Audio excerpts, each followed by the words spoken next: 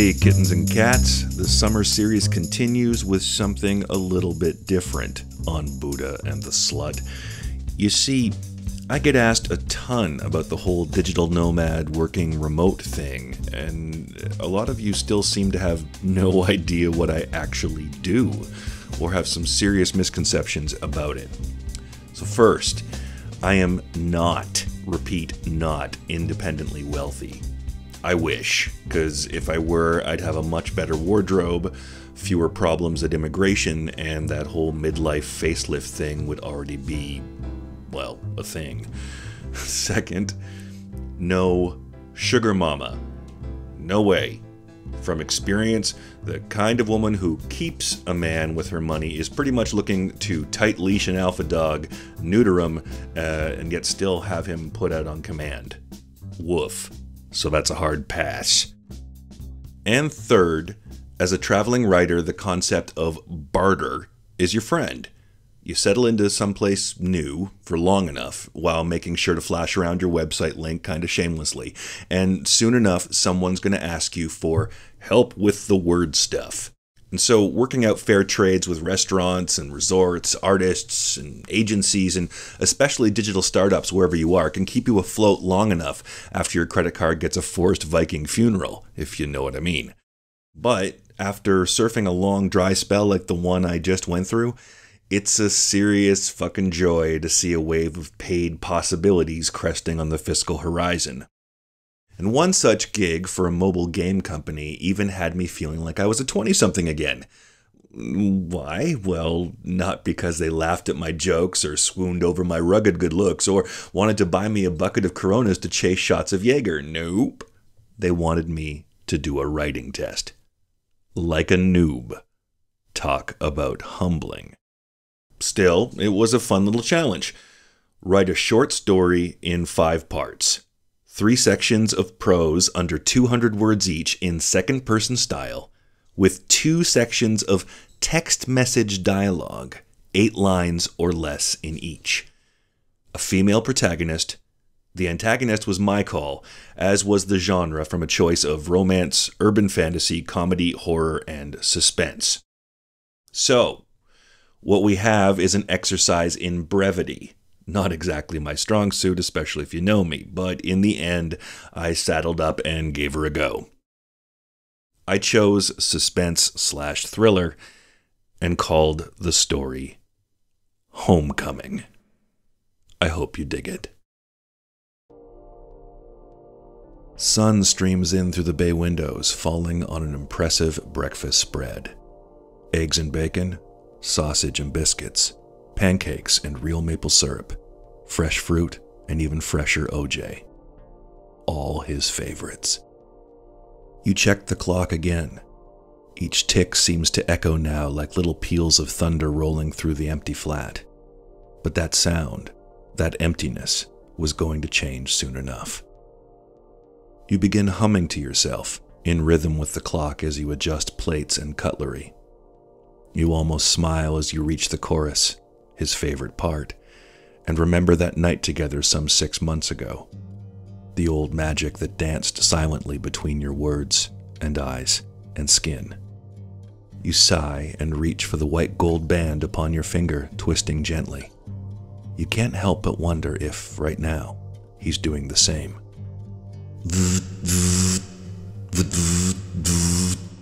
Your phone skitters an inch across smooth granite with the vibration, then stops. You were excited for a second, for a call, because you know him, because he wasn't the kind of man to text. Not unless it was bad news. Unknown number. Go to your front door. There is a message waiting for you. You. Bree, is that you? You're late.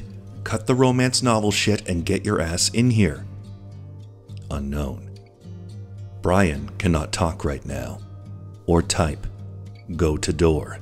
You will understand. You. What the fuck? Stop joking, babe. You're scaring me. Unknown. You should not keep us waiting. Babushka. You. Who is this? Unknown. You know, open your door, then package. You have 1 minute.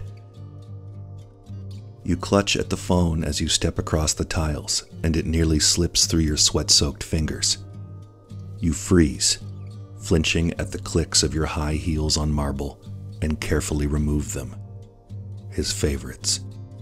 You swallow hard as you reach the narrow foyer, the coats and shoes all perfectly arranged just like he left them.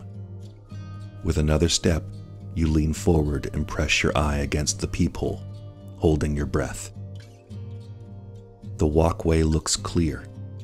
You reach to twist the deadbolt and squeeze down on the brass handle, like a trigger. You squint as you scan the steps and street. Nobody. No joggers or dog walkers or Jehovah's Witnesses asking to save your soul.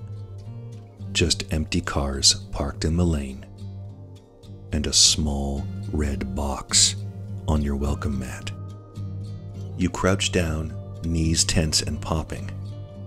Your fingers flutter over the box's surface before reaching for the latch.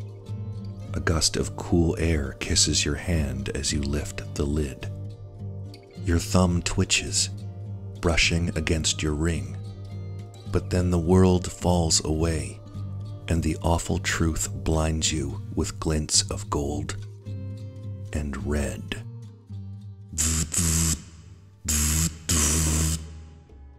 Unknown number. Do you understand now? You. Where? Unknown. Waterfront. The Cannery. 3 a.m. You. Still alive? Unknown. We are not animals, babushka. He lives, but the time for patience is done. You. I'll be there. Unknown. It will be so good to see you again. 6 months for him, much longer for us. You. Soon. You turn off the phone, pick up the box, and move inside. Stray droplets hit the floor with every other step. You reach the kitchen sink and pour the box into it. A splash of crimson water strikes your blouse. Blood. Old blood. You can tell from the color, from the level of decomposition. It's too late to reattach now. The ice was just for show, and maybe to keep the smell down. You retch in your hands, but only a little. You give yourself that much, a moment of weakness, before slowly unbuttoning your shirt and letting it fall to the floor. Then you pry the white gold band, a perfect twin to yours, from the bloody stump in the box, from the charred and misshapen thing that used to be your husband's finger. You hold up the ring in a beam of sunlight to read the inscription. Until the end, babushka. You want to smile and to weep, but your face hardens. Your blood grows cold, and your thoughts turn to knives and to guns and to all the beautiful suffering that you will share with some very old friends. Soon. Well, that's all she wrote. Can you picture something like that unfolding on your phone? Would you want to read the further John Wickian adventures of Babushka?